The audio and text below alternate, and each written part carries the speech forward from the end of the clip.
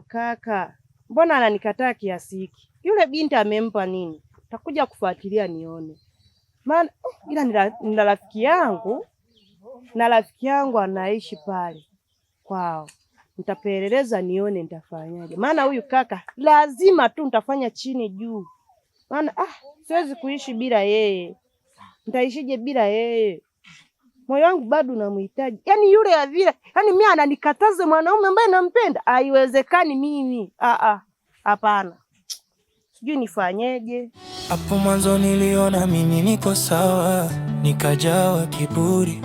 Ila sasa nimegundua wewe pekee ndiye dawa kunisulu na hili. Japo ninajua nimekukwaza mengi, ila naomba unisamehe. Shauri wako nilipuuza, ulisema mengi, leo yamenikuta. Mama. Marahaba, nikusaidie nini? Mama, nilikuwa naomba unisaidie. Nyumbani nimefukuzwa na mama na baba. Nimepata shida, nilikuwa naomba unisaidie. Sawa, nimekusikiliza we binti. Kwenu ni wapi? Mama, kule nyumbani ni Chamchuzi kwa mama Perajia. Nilikuwa naomba unisaidie. Umesema kwenu ni Chamchuzi? Kwa mama Perajia? Mama Perajia mbona simjui? Ulitaka nikupe msaada gani? Mama, nilipata tatizo. Nyumbani wakanigundua. Walipogundua nina mimba, wamenifukuza. Nilikuwa naomba hifadhi.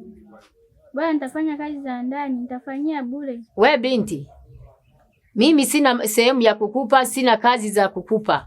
Mchuma janga ura na wakwao. Sio kufanya kazi kwa Asumani, malipo kwa Adija. Mimi sina makao, toka hapa kwanza, nenda. Nenda.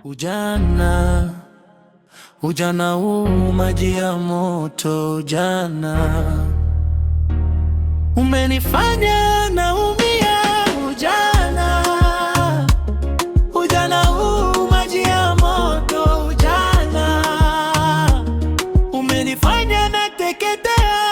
Nimekuwa mbali na familia, nimekuwa mbali na marafiki, nimekuwa mbali na dunia, nimekuwa mbali na kila kitu. Nani wa kunipoza? Nani wa kunifuta machozi? Nani wa kuniliwaza? Nani wa kuniona watamani?